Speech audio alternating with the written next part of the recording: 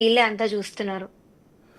ఇప్పుడు మీరు కీరవాణి గారి గురించి మళ్ళీ అడుగుతున్నాను. ఇందాక మీరు కొంత క్లారిటీ ఇచ్చారు, మళ్ళీ అడుగుతున్నాను. అంటే ఏ సందర్భంలో వచ్చింది మీరు వెడ్డింగ్ పాటలు పాడారు అన్న విషయం ఆయనకి ఎందుకు తెలిసింది? ఆ సందర్భంలో మిమ్మల్ని వెడ్డింగ్ పాటలు పాడేవాళ్ళు అసలు సింగర్సే కాదనటం. అంటే నన్ను కొన్నిసార్లు చూసారండి కొన్ని వెడ్డింగ్ షోస్‌లో. ఓకే. సో, చూసారు. అండ్ ఆ విషయం ఎలా వచ్చిందంటే ఏదో క్వెషన్ అడిగారు. అంటే వరల్డ్ మ్యూజికల్ డే అని ఒక రౌండ్ పెట్టారు. ఓకే. సో, అంతా మ్యూజిక్‌కి సంబంధించిన రౌండ్ అది. ఓకే. దానిలో ఎస్‌పి చరణ్ సార్ ఏదో ఒక మ్యూజిక్ రిలేటెడ్ క్వెషన్ అడిగారు. ఓకే. సో ఆ క్వశ్చన్‌లో ఆయన ఇలా చెప్పారన్నమాట. ఫైనాన్షియల్లీ ఎంత లో అయినా గూడా నాకు తెలిసి ఎవ్వరు గూడా వెడ్డింగ్ షోస్ చెయ్యొద్దు. నేనైతే ఎప్పుడూ చేయలేదు. చేసిన వాళ్ళు నా దృష్టిలో అయితే అసలు సింగర్సే గాదు, మ్యూజిషియన్స్ గాదు. నాకు వాళ్ళంటే అసహ్యం. అసలు మ్యూజిక్‌ని వాళ్ళు అమ్మేసుకుంటున్నట్టు అయిపోయింది అది. చాలా డిస్‌రెస్పెక్ట్ చేస్తున్నట్టు అని నన్ను కొంచెం చూసుకుంటూ చెప్పారన్నమాట ఆ రౌండ్‌లో. అంటే తప్పే సో ఉంది. ఇప్పుడు ఆయనంటే సినిమాల్లో పెద్ద ఆ! స్టార్ మ్యూజిక్ డైరెక్టర్ అయిపోయాడు.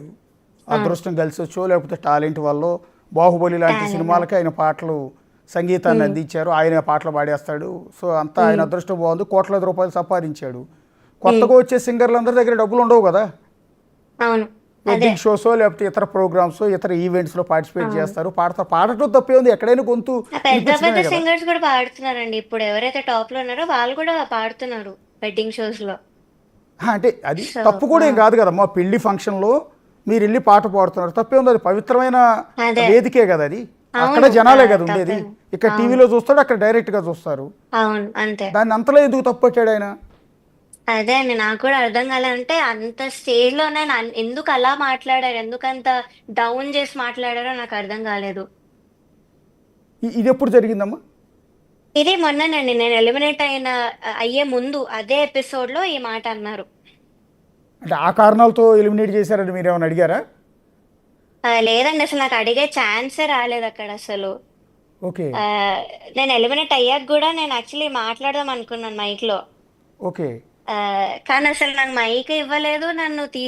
మదర్ నన్ను తీసుకెళ్ళిపోతుంటే నన్ను ఆపేశారు. చేయి పట్టుకొని, చరణ్ సార్ ఆగు, ఎపిసోడ్ ఇంకా షూట్ అవ్వలేదు, నువ్వు వెళ్ళడానికి వీల్లేదు అని.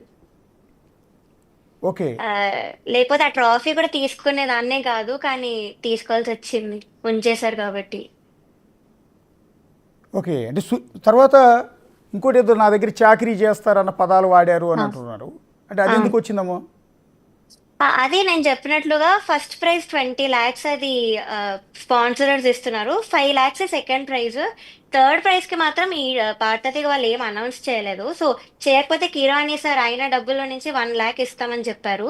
ఇంకా ఫోర్త్ ప్రైజ్ కి ఏమో అయిన మూవీలో ఒక ఛాన్స్ ఇస్తామని చెప్పారు. ఫిఫ్త్ ప్లేస్ వచ్చిన వాళ్ళకి అయిన గ్రూప్ లో చేర్చుకుంటాం పర్మనెంట్ గా అని చెప్పారు. ఓకే. సో అది చెప్పే విధానం ఎలా ఉండిందంటే, ఫిఫ్త్ ప్లేస్ వచ్చిన వాళ్ళకి నా దగ్గర రోజు మా ఇంటికి వచ్చి చాకరీ చేస్తుంటారు, వాళ్ళ ట్రూప్ లో నేను జాయిన్ చేసేసుకుంటాను అని ఇలానే చెప్పారు. ఓకే. ఉమ్. సో అదేంటి సింగర్స్ గురించి ఎందుకు ఇలాగా రోజు మా ఇంటికి వచ్చి చాకరీ చేస్తారు అని ఇలా ఎందుకు అన్నారో నాకు అర్థం కాలేదు. ఓకే. సో అది కొంచెం బాధ అనిపించింది. బికాస్ అంత మంచి మ్యూజిక్ డైరెక్టర్ ఆయన, అంత పవర్ ఉన్న మ్యూజిక్ డైరెక్టర్, ఆస్కర్ విన్నర్, ఆయన ఎందుకు ఇలాగా సింగర్స్ గురించి చాక్రీ అన్న వర్డ్ యూజ్ చేసి ఎందుకు మాట్లాడారో నాకు అర్థం కాలేదు. అంటే ఇదంతా అయిన తర్వాత మిమ్మల్ని ఏమంటారంటే ఎలిమినేట్ చేశారు కాబట్టి అవును. కావాలని వాళ్ళందరి మీద అలిగేషన్ చేస్తున్నారు అని. అవును. ఆ ఆ కామెంట్స్ కూడా వచ్చాయండి, చాలా సార్లు వచ్చాయి. వాళ్ళందరికీ ఏమని సమాధానం చెప్తారమ్మా? ఆ, కొంచెం వాళ్ళకి ఏమని చెప్తానంటే, నేను చెప్పలేను షోలో ఉన్నప్పుడు ఈ కాంట్రాక్ట్ అన్నీ ఉంటే నేను చెప్పలేరు. సో ఎలిమినేట్ అయ్యాక నాకు ఆ ధైర్యం వచ్చింది. నేను చెప్పినట్లుగా ముందు నుంచి కూడా నేను క్విట్ అయిపోదాం అనే థాట్ లోనే ఉండే. కానీ ఆ సైన్ ఒక్కటి చేయడం వల్ల నేను అవ్వలేకపోయాను. సో ఎప్పుడైతే నేను ఎలిమినేట్ చేశారో నేను ఇంకా ఫుల్ ధైర్యం తెచ్చుకొని ఎలా అయినా బయట పెట్టాలి, కెరియర్ పోయినా పర్లేదు కానీ బయట పెట్టాలని నేను ఇంకా అంత పెట్టేశాను. అంతేగాని ఎలిమినేట్ చేశారన్న కోపం లేదండి. ముందు కూడా నేను చాలాసార్లు అయ్యాను, తమిళ్లో వాటిలో ఎలిమినేట్ అయ్యాను. ఎప్పుడు కూడా నేను ఇలా చెప్పలేదు బయట.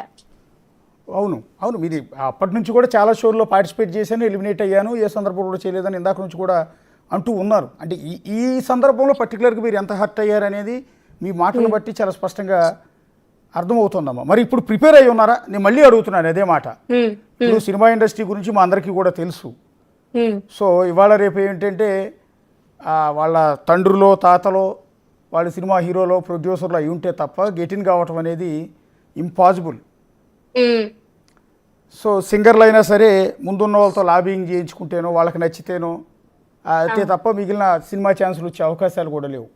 మరి అలాంటిది ఇవాళ మీరు కష్టపడి ఎదిగి ఈ పాటల ప్రపంచంలో ఒక అడుగు పెట్టి ఇప్పుడు బయటకు వచ్చారు, ఈ రకమైన ఆరోపణలు చేశారు. రేపటి నుంచి మీకు ఏ అవకాశాలు రానియకుండా చేస్తారేమో అని నేను, ఉమ్. కానీ ప్రేక్షకుల మత్తుంటే మిమ్మల్ని ఎవరు ఆపలేరు అనుకోండి, కానీ వీళ్ళందరూ కుట్రలు చేసే అవకాశం లేదా? ఉందండి, బికాస్ మీరు చెప్పినట్టుగా చాలా పవర్ఫుల్ నేమ్స్ నేను తీసుకున్నది. సో అదైతే డెఫినెట్లీ ఉంది. But I'm prepared for everything, because నేను ముందే చెప్పినట్టుగా నేను ముందే ఆలోచించాను. అఫ్ కోర్స్ నాకు ఇంకా ఛాన్సెస్ రావు, నన్ను ఎక్కడ పిలవరు, దేనిలో కూడా నన్ను ఎంకరేజ్ చేయరా నాకు ముందే తెలుసు. సో ఇంకా కానీ నేను మాట్లాడకపోతే ఇంకెవ్వరు మాట్లాడట్లేదు, ఎవ్వరు కూడా ముందుకి రావట్లేదు.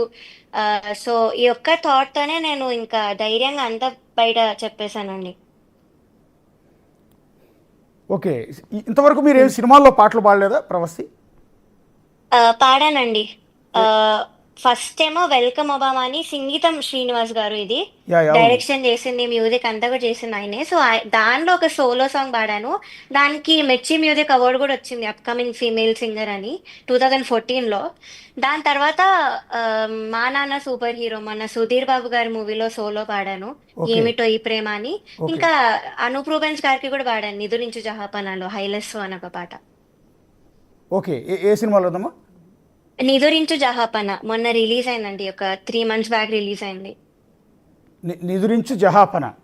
ఆ, ఓకే ఓకే యా. సో పాడానండి, మహానటిలో కూడా పాడాను. కొన్ని కారణాల వల్ల సోలో సాంగ్ లేదు, బట్ బ్యాకింగ్ వోకల్స్ అంతా కూడా నాది